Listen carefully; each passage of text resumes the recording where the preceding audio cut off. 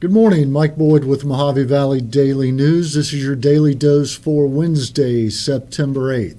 John Pinecker is on vacation. Daily Dose is brought to you by Tri-State Radiology Center. At Tri-State Radiology Center, located in Fort Mojave, your image will be read and available within 24 hours. No need to wait several days to get your image to your doctor. Call today for an appointment, 928-460-7226. Your image means the world to us. Let's start with breaking news. Breaking news is brought to you by New Image Primary Care. Now scheduling appointments within 7 days. Call for your appointment, 928-299-2588. Our breaking news, a deputy was shot yesterday morning during an arrest in Golden Valley. The Bullhead City Police Department is investigating. That's standard practice when there is an officer-involved shooting to get a different agency to do the investigation. So according to the Bullhead City Police Department, about 9:15 yesterday morning, sheriff's deputies responded to the Maverick Country Store on Highway 68. There was a report of a woman walking around inside the store erratically. She reportedly had a gun in her hand. The woman was identified as Brenda K. Thomas, 51, of Golden Valley. She was arrested for disorderly conduct with a weapon and resisting arrest. While she was being escorted out of the store by a sheriff's detective, she was somehow able to grab the detective's gun from its holster, even though she was handcuffed at the time. When the detective felt that and tried to stop her, the weapon discharged and he was shot in the hand. Another deputy then tased Thomas, who continued to be combative. The detective who was shot was treated at a local hospital for non-life-threatening injuries. Bullhead PD says that because of the shooting, Thomas also could face attempted second-degree homicide charges. That incident remains under investigation. Moving on to our cover stories for today.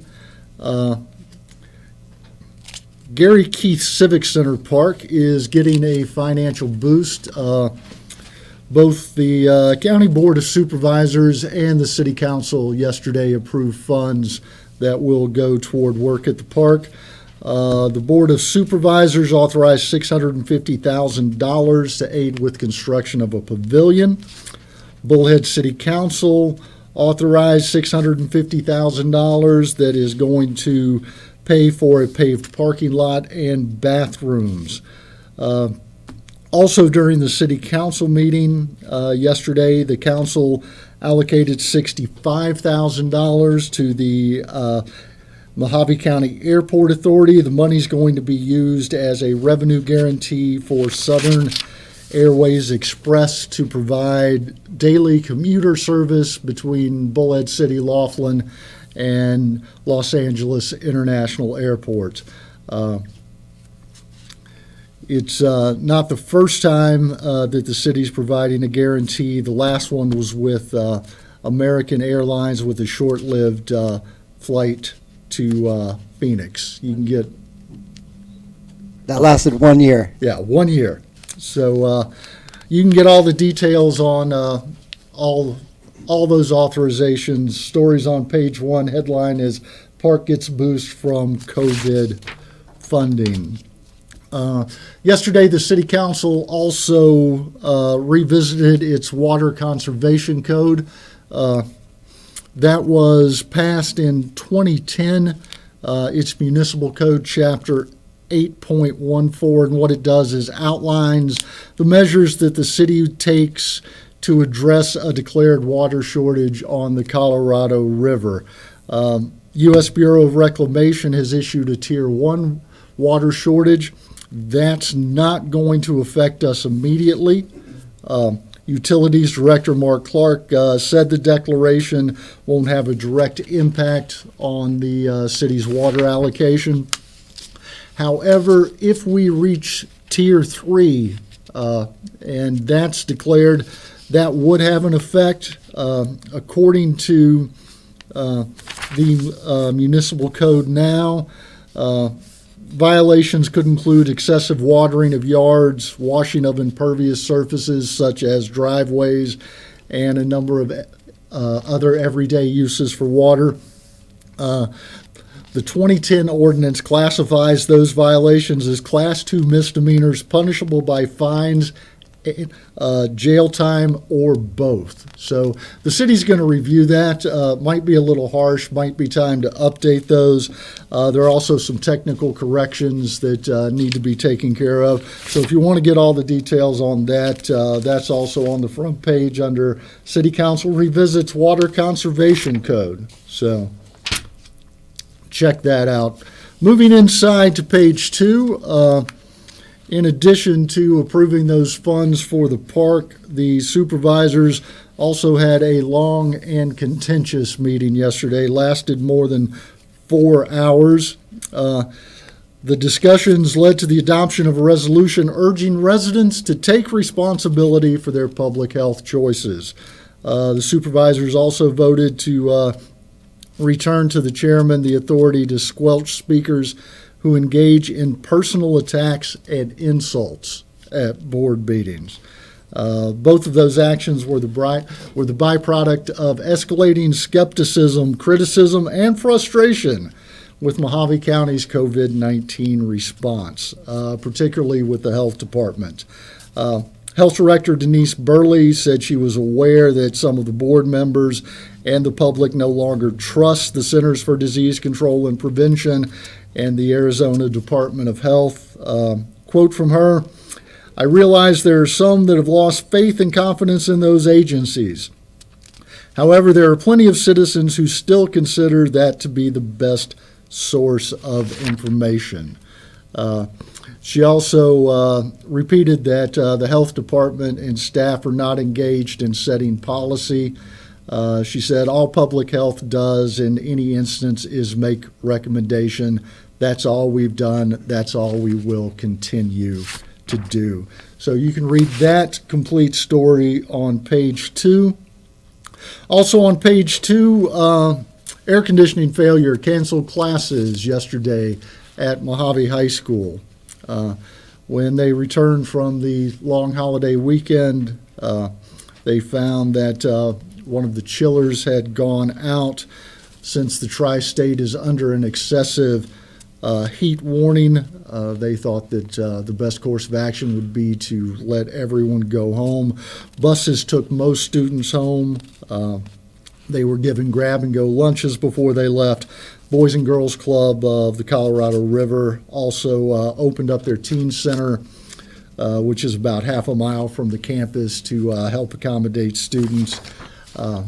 Looks like they've got the backup fixed, and the kids should be in school even as we speak. So we will keep you posted if anything more happens on that.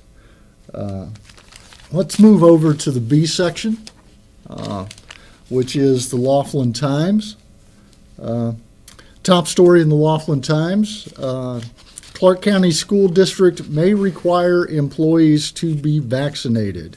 They had an 8-hour meeting last week where they authorized Superintendent Jesus Yara to craft a policy that would make COVID-19 vaccinations mandatory for all district employees.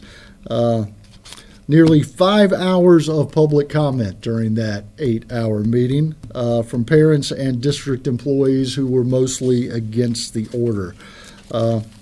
CCSD's current vaccine policy requires employees to submit proof of vaccination or submit to mandatory weekly testing. You can get all the details on page B1.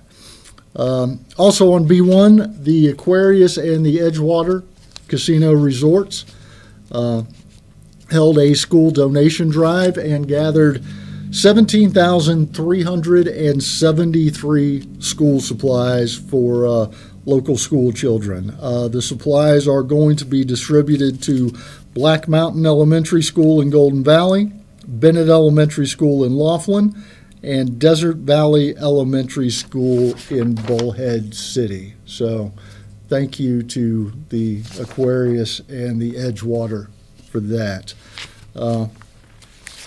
Also inside today's paper, we've got the Entertainer. The cover story on that is the Australian Bee Gees. They are a tribute band, quite successful. Jeff, Australian Bee Gees, I thought the original Bee Gees were from Australia. I don't know that. Yeah, so. I didn't realize that. Well, I never recognized an accent on the songs, but yeah, you never know. Yeah, so when I saw the name Australian, I thought that was strange. Somebody correct me if I'm wrong that the original Bee Gees weren't from Australia, but I think they were. Also in the Entertainer. David says they were. They were. I was right. There we go. Full slate of entertainers are going to be performing in Laughlin next month. Kid Rock, Lewis Black, Jason Bonham, and others. You can find out all about that in this week's Entertainer. Melanie Nelson does a great job every week putting that together and keeping us informed of what is going on entertainment-wise over across the river. Jason Bonham, that's the son of John Bonham, Led Zeppelin drummer, correct? Oh. Yeah, that's correct. I will defer to your knowledge on that, absolutely. I'm into music. That's definitely him. You're into music, but you didn't know the Bee Gees? Well, I know the Bee Gees. I didn't know that they were from Australia, though. Okay, all right. Let's move back to A section, do some sports. Top 25 poll. Diamondbacks got beat by the Rangers, so we'll go with the top 25. AP's got a new poll out.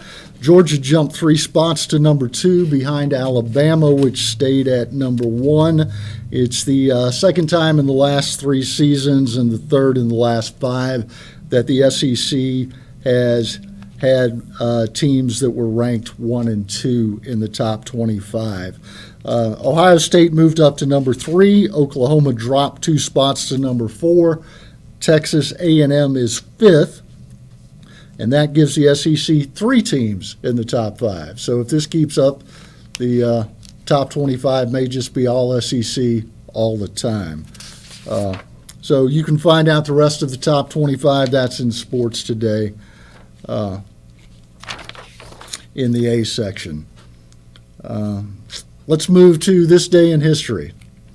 Wells isn't with us, so I'll ask you, Jeff. Oh, boy. 1565. I can already tell you I don't know. Nothing in 1565. Spanish expedition established the first permanent European settlement in North America at what is present-day St. Augustine. Okay. 1892, an early version of the Pledge of Allegiance written by Francis Bellamy appeared in the Youth's Companion. 1900, this is something I heard about a lot growing up. Galveston, Texas, struck by a hurricane that killed an estimated 8,000 people. Wow. When you think about Ida that just hit Louisiana, and Louisiana suffered, I think, deaths that are in the teens right now, losing 8,000 people was a huge tragedy at the time. I'll say. Yeah, that was before they had a seawall in Galveston. Apparently, the hurricane just wiped out the entire island. And in 1974, President Gerald Ford granted former President Richard Nixon a full, free, and absolute pardon, which covered his entire term in office. That was to keep President Nixon from facing charges related to Kind of like a get-out-of-jail-free pass. Watergate. Yes, yes. I am sure there are a lot of politicians who wouldn't mind having a full, free, and absolute pardon. Hey, John's in the chat. Hi, John. John Pinecker. Oh, well, Must be off vacation. I don't know. Huh. Either that or they've got great internet service in Costa Rica. Okay. All right, moving on to weather.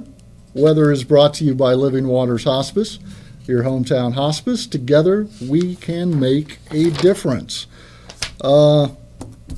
Weather today 114, Thursday 115, then 114 through Sunday. Brutal heat. Lows are mid 80s to around 90. So even though earlier in the week it seemed like it might be cooling down a bit, it doesn't seem like that anymore. So stay inside if you can. Stay cool. Stay hydrated, yes. Yeah, drink lots of fluids. Looks like the heat is going to be with us at least for a little while longer. He's sitting on his patio in Costa Rica. Must be nice. In Costa Rica. Must be nice, John. I didn't know John owned a property in Costa Rica, his patio. That's Wow, what it says that- on my patio in Wow. Costa. Yeah, That's impressive. I'm gonna come visit one day. Okay. That it, Jeff? Anything else? Anything I we think missed? that's it. No, that's All right. we got it. We will wrap it up as always. Daily Dose is brought to you by Tri-State Radiology Center. At Tri-State Radiology Center, their experienced imaging and radiology professionals put your needs first. They are proud to provide high quality level of customer service, medical experience, and commitment to quality for all patients. Tri-State Radiology Center offers same-day or next-day appointments, and they accept most insurances, including Medi-Cal. They have a wide-open MRI and offer digital x-rays with your reports. Will be ready in 24 hours. Call today for an appointment, 928-460-7226. That's it for us today.